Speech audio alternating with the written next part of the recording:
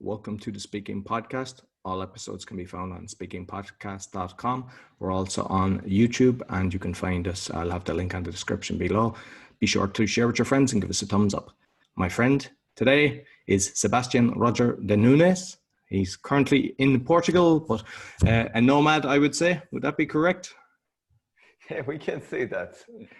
Geographically fluid. I like that. I like that. Yeah, that's a lot better. So you might first of all tell the audience who's Sébastien. Who's Sebastian? Sebastian is a fascinated teacher and coach and speaker. I love passing on knowledge and optimizing how much people can shine their own potential.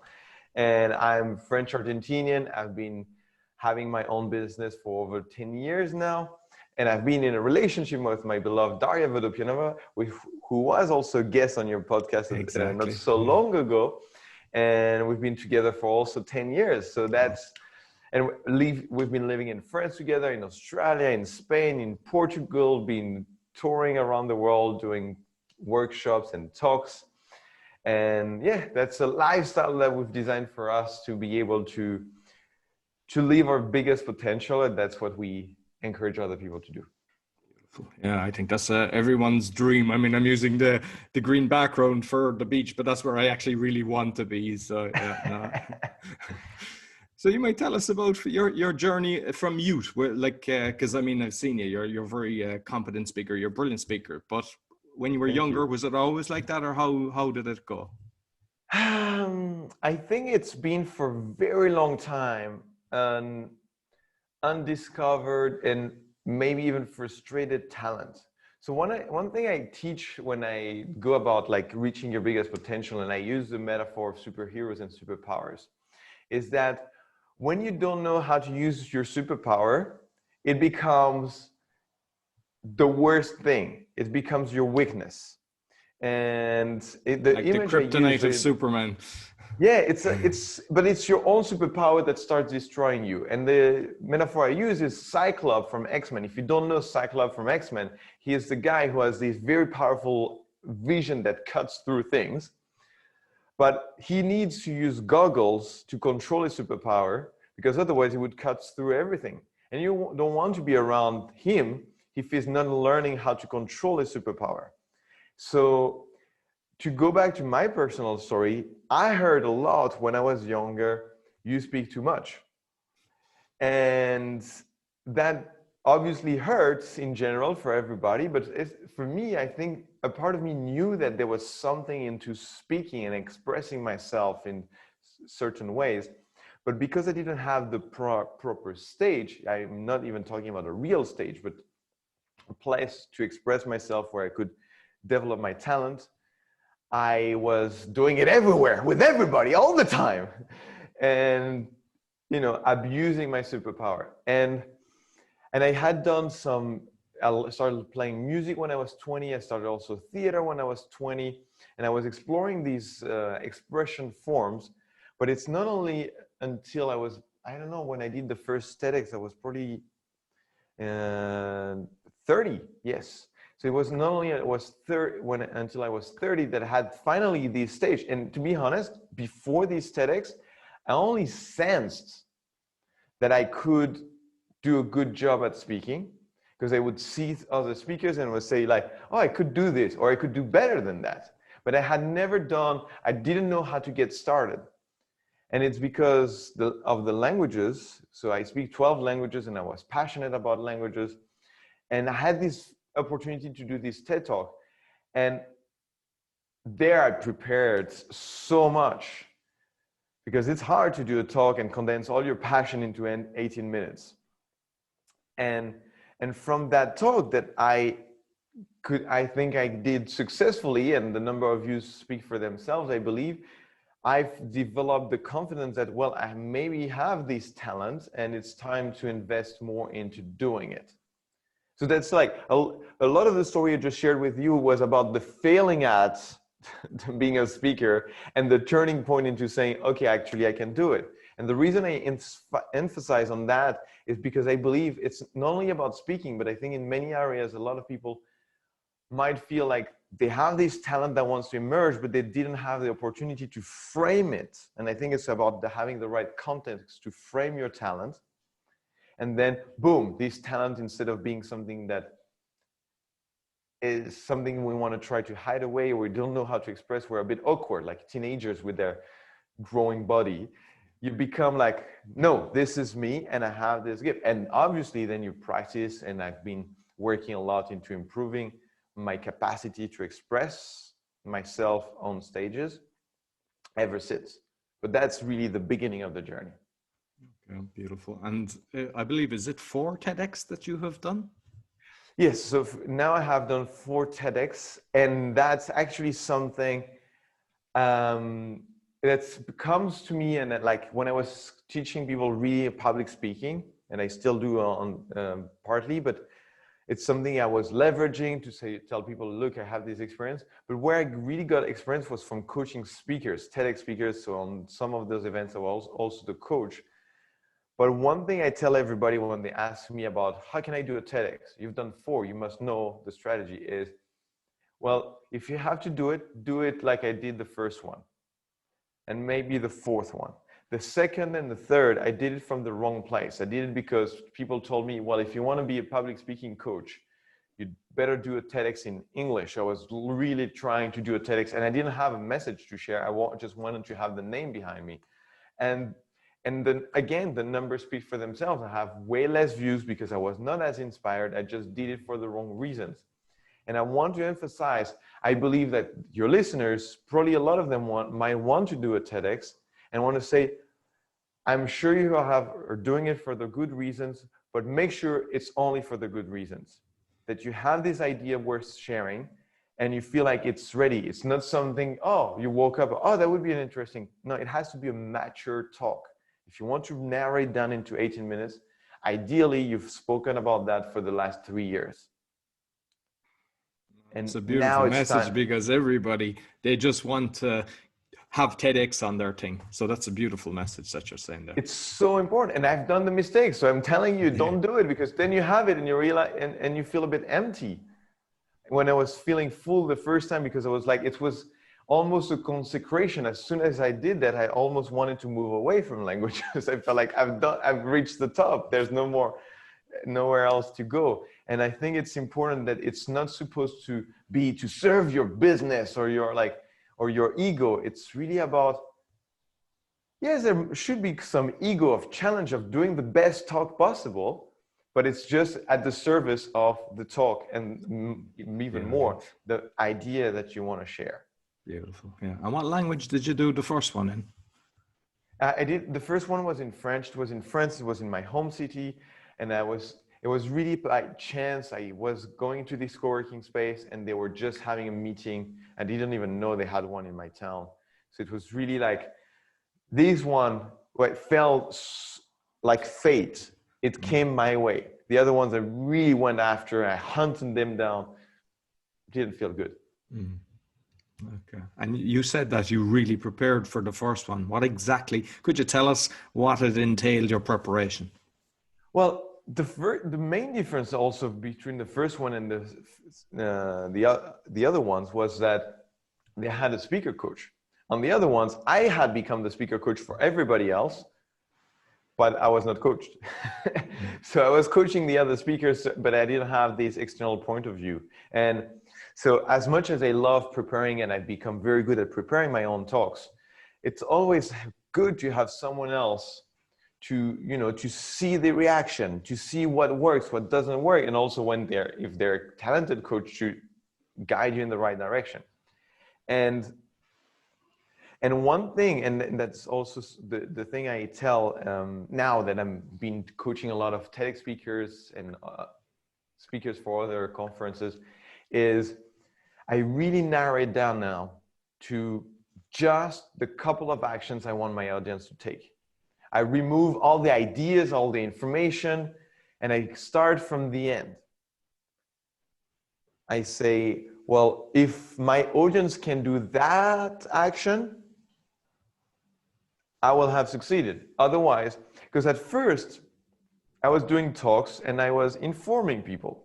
That's what most talks are. Like if you go to school, you're being informed, you receive information, and technically you could read that information somewhere.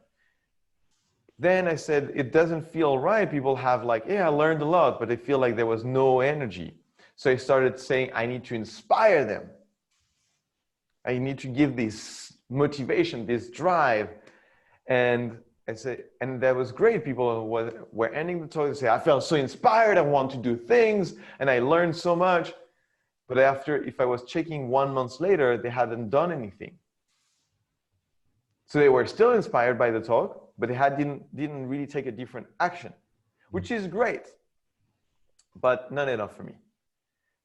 I am into transformation, and if I go on stage is to create a shift, to really have a before and an after. So one thing now I focus on is what is the transformation I want my audience to go through.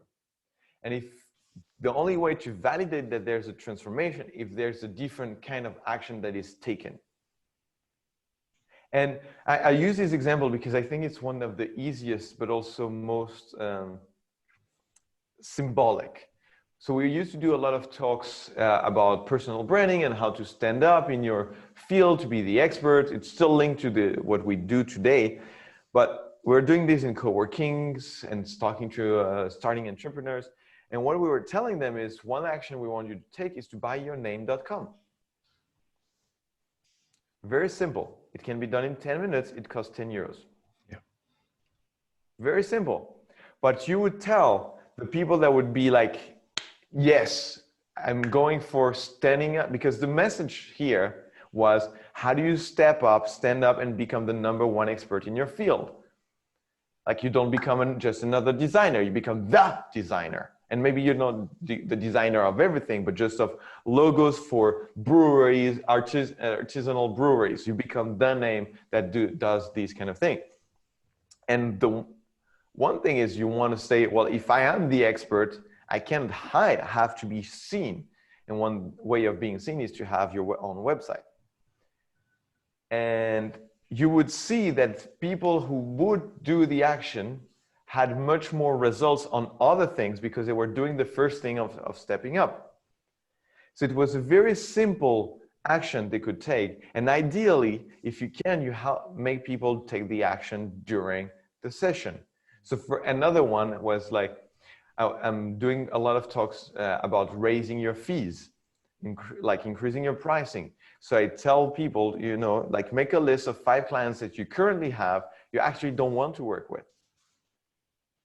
Like they're not representing your ideal client. They're people that are draining you. So make the list, find, maybe you don't have 5 names, maybe you have 2. Now, we're doing the talk. Maybe you don't want to send the message right now, but close your eyes. We will rehearse you telling them you don't want to work with them anymore. If you can't do it with your eyes closed, how likely are you to ever tell them no? And you will then continue working with this client that drain you, and therefore you won't have the energy for your ideal clients. So I moved from giving the concept to say, no, close your eyes, we're doing it right now. We'll rehearse it, we'll have practice doing it. And I moved away from the information from the inspiration to the transformation and actual action. And that's been like my obsession. So to answer, that's a rather long. No, but it's good. I love it. Yeah, it's lovely. If people want to prepare a talk, what I would say is, what is it that you want to transform? What is the new perspective you want to create? A TEDx is also a lot about this transformation of perspective. So, and it doesn't have to be a massive transformation. It can just be like, you know, once in a while when I remember these talk about optical illusion, that a wonderful TED, brilliant. And for me, just the transformation was to think every time I see something to say, well, I don't see 100% of the truth. I just see a perspective based on interpretation of my brain. That's a transformation. Every time I see something, I have this new voice in my head that says that. So you want to have this before and after, and see if it's a before and after. You cannot create a massive transformation in a 20-minute talk or even in a 1-hour talk. So you want to go with what is the first step people can, and not the 10th. Because if you cannot sell them the 10th step if they haven't taken the first step. So what is the first step that then you trust that maybe they come work with you, or maybe they work with somebody else, or maybe they do the work on their own. But if they take that first step, buyingtheirname.com, they're probably much more likely to take the 10th step than if you want to give them all the 10th step, but you don't help them actually make the first one. Because then they will have the information, but they will not take action. Yeah, no, very good. And I assume when the people do fire the clients, because that's something that I've done myself, and it is liberating, because a client that sucks your energy holds you back so much, and you can achieve so much more once you cut them out of the equation. Oh, yes. And I wanted to emphasize how much just rehearsing the action can be enough. Because let's imagine, because I'm not telling all the people fire all your clients. I don't want to take responsibility if they end up with no money in the street because they've saved fuck to everybody. But it's more about, okay, test yourself, validate how much are you willing to say no. And maybe it's just about saying no to a person that would have a similar profile if they come your way. Say, maybe you don't want to end this relationship right now, but if someone looks way too close to that person, you're like, oh, okay, no, I've already said no, and this one is easier because I'm not committed. So again, it's not necessarily ideally, when I take people into longer journey, we go to say no to these people, because that's the one thing that, as you said, it's liberating, but for me, it's more like creating the space for what you really want. It's not so much about letting go of what you don't want. It's really about creating the space for what you truly want and deserve. But it's, again, first steps. We want to make, like, if you can just prepare yourself to doing it, and you have the idea that, oh, actually I could be doing it, that's already the transformation. Because most people think, no, that's the only thing I can do. That's like, clients are always a pain in the ass. No, not true. Some people are. They don't have to be your clients.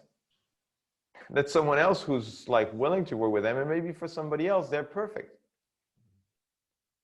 But for you, no. And it's just stepping up into saying, no, these are my rules, my boundaries, and that's how I roll. And the same with, like, I mean, you can judge the different people by actually taking the first action step and working the way through. I think it's the same with clients, because if you're having a call with somebody and they're supposed to do something and they have come up with a bunch of excuses why they didn't do it, you'll get on a lot better. And the person that does the things, even though they can have 100 other items going on, they will achieve so much more just by being present and being accountable and doing what they've been asked to do. Yes, 100%, yes. So you mentioned, like, because I remember one the event, I think you play guitar. Do you play a few different instruments? Yes, I play a few different instruments. I think there's a flute here. I don't play much. There's a well. saxophone right here, clarinets. But I've been moving more into singing. That's been, we go back to speaking, that's been something very young. I've been told by a teacher that I have a bad voice, and that stuck with me so long that I convinced myself I had a bad voice. It's been a journey to actually dare singing in public, singing jam sessions, singing, and I really feel that singing of all instruments is one of the most empowering, because you are the instrument. And to sing fully, you have to free so many things in, like physically. I'm talking first physically, which obviously you have to do an emotional work to do, but to open your throat. I don't know in English, in French, we call that the air column. So it's like really to have the sound coming from the lower parts of your diaphragm and opening your throat, your all these parts, the esophagus and all these parts. You have physically to open up. So if you want to, and again, if we to tie that back to speaking, like speaking is singing. Da da da da da. That's what I just sang, and I used to do that when I was teaching languages, like make people sing the sound of the language. This na, it is singing. And so if you want to project your voice, not necessarily to be so loud that you push people against the wall, but just like to have the capacity if you're in a big space, and also to not to speak loud, but speak with a full voice, not with something that is held back. It is a fantastic practice for speakers. Not fantastic, fundamental. Especially people that really fear public speaking, but they mightn't fear singing. I think it's a great way of actually getting on the road because they do connect. Yes, 100%. And in all my work, especially the transformational trainings where I gather people, there's a lot of voice projection. There's a lot of like, how loud can you be? Not without hurting your throat. It's not about screaming and when you hurt. It's like, oh, how loud can you be? Because once you liberate that, again, that's an extremely transformative, especially for people that have been holding back and are a bit shy. Like doing the voice and daring to project their voice, sometimes what I believe is you can go through years of therapy looking at everything that's been holding you back, or you just do something physical that by definition, if you succeed at it, you've broken free from a shackle. If you're able of projecting your voice like in this thing and you experience it in your body, in your cells, you don't have to understand what you've broken free from. You've broken free. And it's obviously it goes hand in hand, okay? So you support it, but you want to, in the end, you want to talk about, I talk about the embodied leadership. So it's like you enter the room, you have this presence, this confidence, the shoulders are back, you project your voice, but you also project your presence, your confidence, people feel you. And if you're a speaker, you see someone entering the stage, before they speak, you feel, whoa, it's going to be a good talk. Because there's a confidence, there's some a radiancy. And you know that maybe it's going to be all over the place and confusion, but if they're like walking, they're like this, their walking is certain, it's assertive, you feel like, no, I'm going to get something out of this talk just before they speak. So, and again, it's not about covering it up with fake confidence. It's about having this confidence and this certainty come from within, not from your PowerPoint. Yes. Oh, definitely. Totally agree with that. Yes. And the reason that I was asking about the music as well, and another thing, just staying on that, is what I've noticed with people that have like say a stutter, if they sing, the stutter is gone. And I think that's a form of nervousness as well when they're rumpy, and they can actually get over that. So I think just the singing of that, if they can train themselves, they can actually help their speaking to speak. Yes, 100%. Yes, that's a fantastic example. Yes, like how do you, like changing context, and I believe also probably what happens with, I haven't studied that, but what with singing and stutter is that you're not, it's almost like you're using a mask. Yes. Where it's now, oh, it's not about what I have to say, it's a song. It's not me. And actually, that inspires me, that I noticed like when I first started singing, because I was told that I didn't have a beautiful voice when I was young, I was using a lot of masks in my singing. So I would do voices, or they, and I would do voices, but that, and I would do these masks, because now if you don't like it, you're not judging me, you're judging the mask. Right. Yeah, I'm playing around, I'm fooling around. It's not me that you're judging. And I think sometimes it's great because it still made me practice all these voices that really broaden my spectrum of what I can do with my voice. And also still had to work on the pitch and being creative on improvisation. So it still helped me develop all these skills, and sometimes takes the risk of taking the mask off and say, this is my voice. And this is how I sing when I don't think of a voice.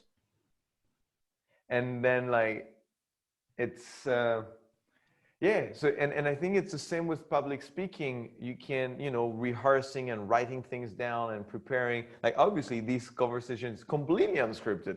Like, I don't think people even think that I'm scripted right now. But it's first, I would maybe script more, like going on a talk and doing, like, if I have a talk, I would be scripting myself more. But then I'm removing all these protections. Like, definitely, if you're a speaker, remove your PowerPoint. Like, the last thing you want to do is your PowerPoint. You do your PowerPoint if your talk is ready.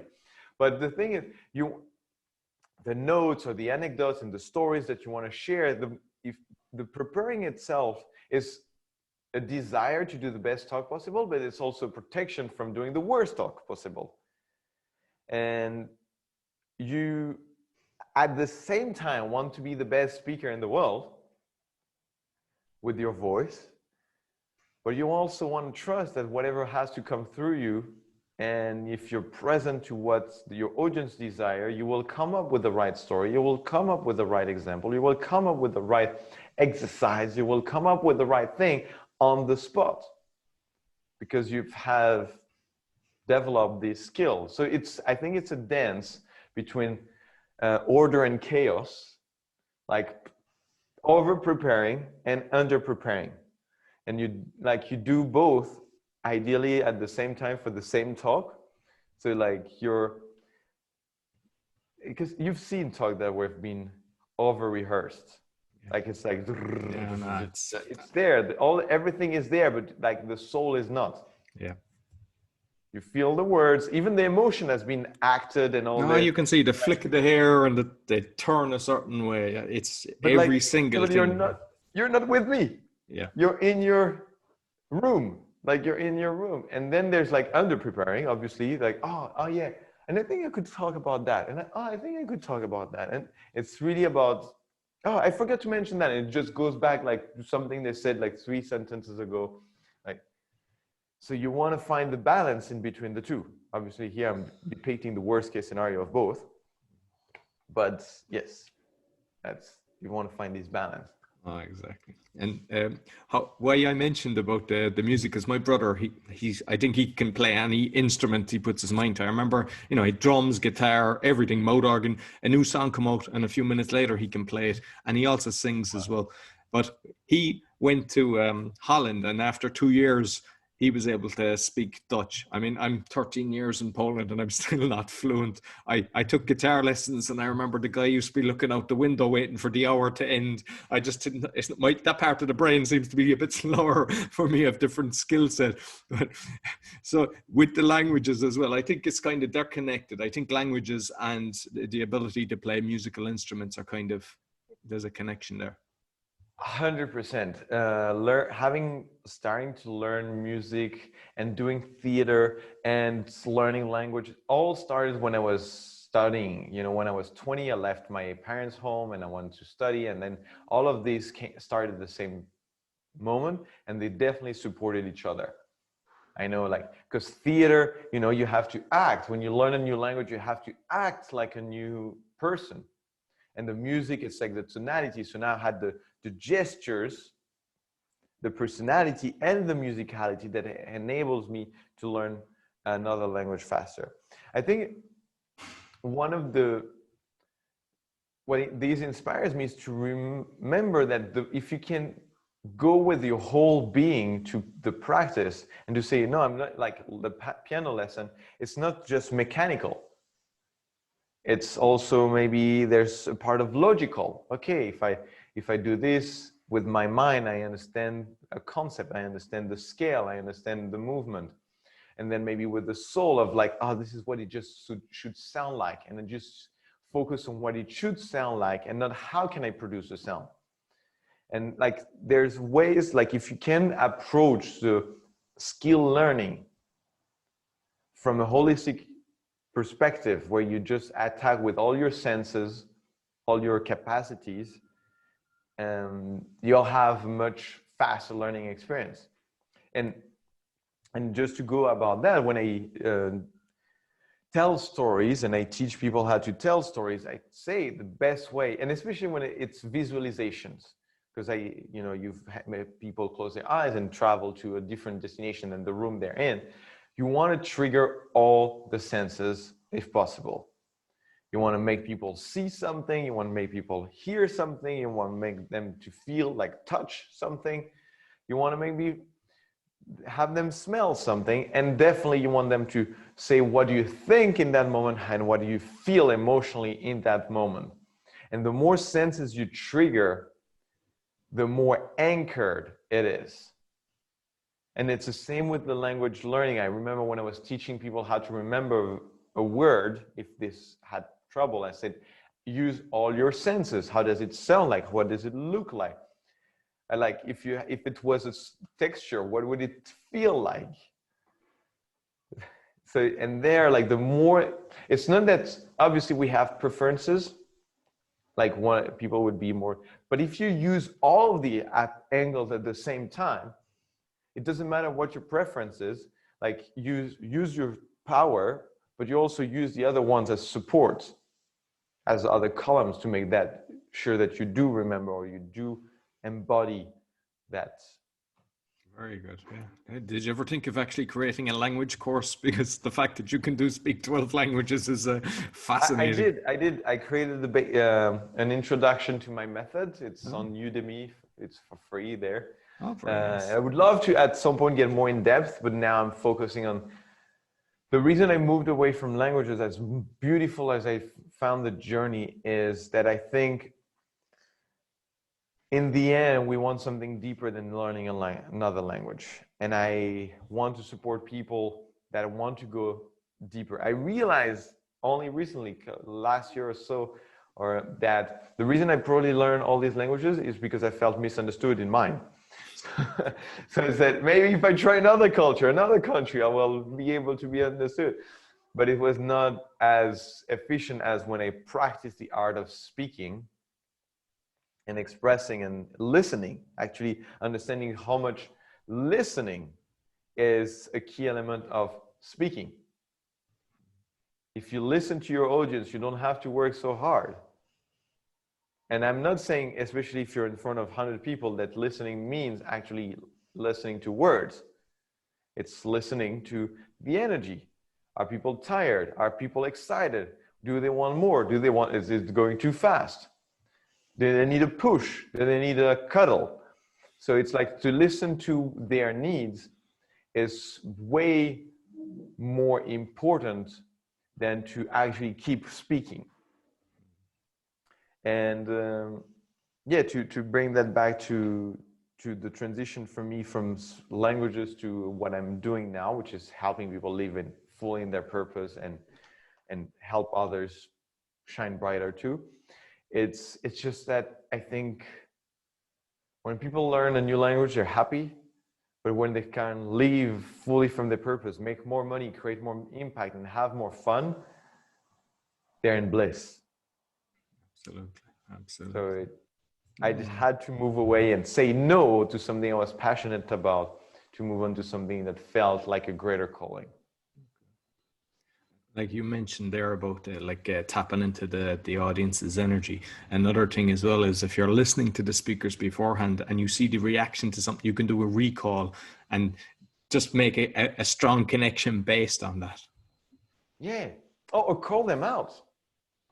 Actually call them out. You know, if you see them like falling into their chair saying, okay, maybe I'm doing something wrong, but I know that you are, because you cannot learn if you're not stepping up, if you're not ready to take action. And if I tell you, raise your hand when I ask you a question, raise your hand.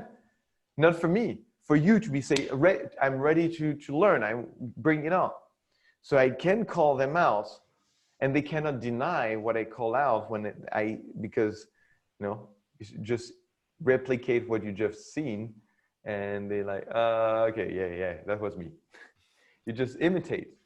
So you send back the mirror. So I'm not saying that's the only thing you can do, but that's really a powerful tool to bring connection. I see, like, because we've been at a few different events, you know, and you created workshops, because a lot of the time you'd organize a free workshop, and the amount of comments that I see from mutual friends, how much they love both yourself and Daria, what you create. So you might let people know, how are you actually getting that response, and how do you create your workshops as well? Because some people, you know, they don't know how to do it, or they want to know how to do it better. That's a great question. I think it goes back again to, so in short, I'll go back to what I was sharing earlier and paint it a bit the wider picture. So when I prepare a talk, I want to help people preparing a workshop, and not only workshop, this is like, a talk is just a narrow excerpt from a greater mission people have. Like you just say, that's maybe an introduction or something like that, but you're taking people in a longer journey. So what I say is, what is the highest point you see yourself taking your community, your audience, your clients? What is the highest point? What is the highest summit? What is the Everest? Now, they may not be ready, but you want to know what is the end, what all the things you do point at. And then that's where the listening comes in, is like, where are they right now? So let's say you're actually a mountain guide hiking, you want people to be in the extreme fitness like Wim Hof, and you want to take people to climb the Everest naked without air supply. You might look around and see people that are overweight, haven't been exercising for like 25 years. You don't do the Everest thing. You say, well, we're going to do one step towards that. So if I go back to MVU, precisely what we said is like, well, it seems like what we want, that we feel personally is missing, is some more connection. Like that's the first thing, like the first week we say, oh, people are not so connected. They are here, they're trying to be together, but they're not together. So we said, we want to create more connection. What is one thing we can do that will create one extra step towards this connection? And that's the first thing. And then you move from there. And actually you can improvise your workshop from that, saying, what is the end destination? Then you let go of it. You don't want to get there. It's just everything you do is pointing towards that. And then you're like, what's one step that can get me closer? Then what's one step getting me closer? One step getting closer. And you keep on doing one extra step to get closer to this. But with every step you're looking, am I going alone, or are they following me? Or are they even ahead of me? So where are they? That's like really the key. Then obviously you could break it down into more steps and anticipate, obviously, with the experience. Once you do this step, where would they be? Once you do this step, where would they be? But it's really about always constantly thinking, what is the end destination? One step, one step, one step. That's what I would say. And you encourage people to actually celebrate the journey, because a lot of people, they look at life as trying to get to the destination instead of each step as a celebration. Yeah, but because I've made that mistake, I've been like saying, oh, I can bring people to that final state, maybe not the final definite, but like today in 2 hours, I could bring all the people into that state. And I see they're not moving fast enough, and I get frustrated, and I pass this frustration onto them. So they feel like crap, because like a part of me saying like, you're stupid, you're not getting me. And I get frustrated because like it's not moving, or like they don't get it. Instead of saying, hey, this is making it so much about me and my attachment to their success that I've decided I wanted for them. They haven't even decided that. And actually that's also very true with clients. It's always saying, it's not about why I want to take them. It's how far they want to go. I just say, well, if you work with me, we're going towards that. Now you tell me at what pace. I'm the guide. So it's really And the shift is relieving so much of the pressure from the people because they don't feel like they have to please your expectations. And usually it works better in the end. Because then at first, maybe you're a bit slower because, oh, okay, they need time. But then because they trust you and you create a beautiful relationship, you can create a bigger jump at some point.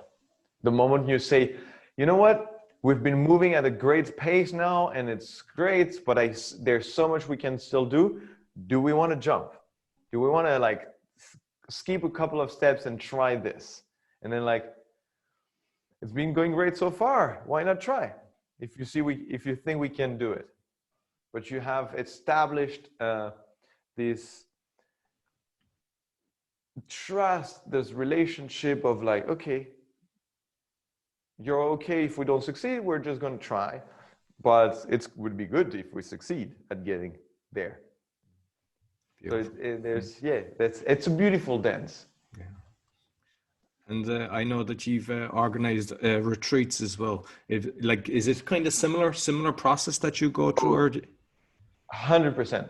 100%. Every time now I'm answering your question, I'm only thinking about that event. It's just like, it's the same thing. We set an intention for what is like, it's called Next Chapter. So really throughout the weekend, actually it's a bit more than a weekend, but the idea is you enter as a person and you leave ready for your next chapter as a new person, as the character that you need to become to enter that new chapter. So that I know the goal, the end goal at the end of the 3 days, 4 days is that. So what needs to happen? And I break down all the steps, but I'm not saying what I let go of is saying what's the next chapter should be like. Is it a life fully embodied in your purpose and your mission, quitting your job and making your own business and having 1,000 employees? No.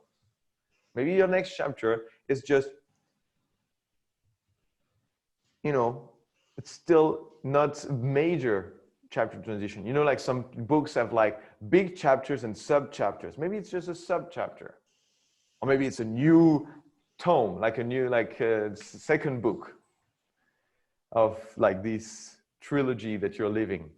So it doesn't matter. The goal is you decide how big the difference will be, but I will take you through all the steps to like see yourself bigger than you are, like see all your potential, then starting committing to letting go of all the things that hold you back, and finally commit to taking the step to become the next person you have to become. And that's the journey. So I know that if we go through all these steps, which we do, we have the time. But again, how big is the difference between A and B is your choice. So that's really the process there. It's fully embodied during this event. It's such a treat. I'm so blessed to be able to facilitate this event. I just love it. I mean, hopefully you can organize a lot more, but because I know from the comments, just from our mutual friends, that you've got something special the way you're doing it. And to be honest, I've had a lot of guests on the show, and nobody has described it the way you have done it there. And I think it's beautiful, and it's the right way of actually thinking. Just instead of about you, it's about them and the different steps and everything. And that's a transformation that when they're there, you see them growing. It gives you so much energy and love when you see that happen. Yes. And it's so much more humble at the same time. You have to be, I think if you want to be, and I'm sure people would disagree and would see it differently, but I think if you want to be one of the best speakers in the world, you have to realize it's nothing about you. It's all about how you make people feel and how much you can serve them, and that will take you somewhere. So it's really this, and the less you're focusing on what you want, but like really focusing on what other people want and finding the balance, obviously, it's just, it's a wonderful journey. Listen, Sebastian, we've been trying to do this because you've been moving around, I've been moving around, and I am delighted we eventually got to have this conversation. How can people get in contact with you? Yeah, well, the first thing I would suggest people is to join my Facebook group, Superhero Tribe. It's where I encourage all people to gather around and take themselves to the best version of themselves, to create more income, more impact, and more fun. Because you don't want to have a business where you don't make income. It's not sustainable. If you don't want to do this for impact, find another group. I want to help people, and I want people who want to help people. And if you're not having fun, you're not a good example for anybody. You're not inspiring. We want to have fun. It's all about the fun in the end. If everybody on planet Earth would be having fun, they would not be needed for this impact. Okay, so it's about the joy, the fun, the happiness, the fulfillment, however you want to call it. So it's really for people who want to step up. And then there I share free content, and I advertise like the programs that we run. With Daria, we have this program about doubling your pricing. We have this program about how to make a sustainable coaching business. I have a program on speaking. I have many programs that are available, but I think the starting point, you can also reach out to me directly on Facebook or LinkedIn. I'll be happy to jump on a conversation if you have very specific questions. But otherwise, it's just to gather around this tribe, the Superhero Tribe, where people are in the same journey and want to impact and want to have fun and want to make money on the way. Brilliant. Yeah. And I think that's what it's about. That's what life is about. So I'll make sure that I'll put all the links on the YouTube channel and also on the podcast, so people can actually be able to find you on the different places that you just told us about. And I also would love to see the Udemy link as well, because that's something that I'd like to try out myself. Sure. I will send that. I will share that with you and everybody. Listen, thank you very much, Sebastian. Thank you so much. I'm so happy, as you said, that we finally made it. It's been up in the air, but I think it's just perfect timing. Before, maybe we wouldn't have that space and to be able to have this conversation. And now we've had it.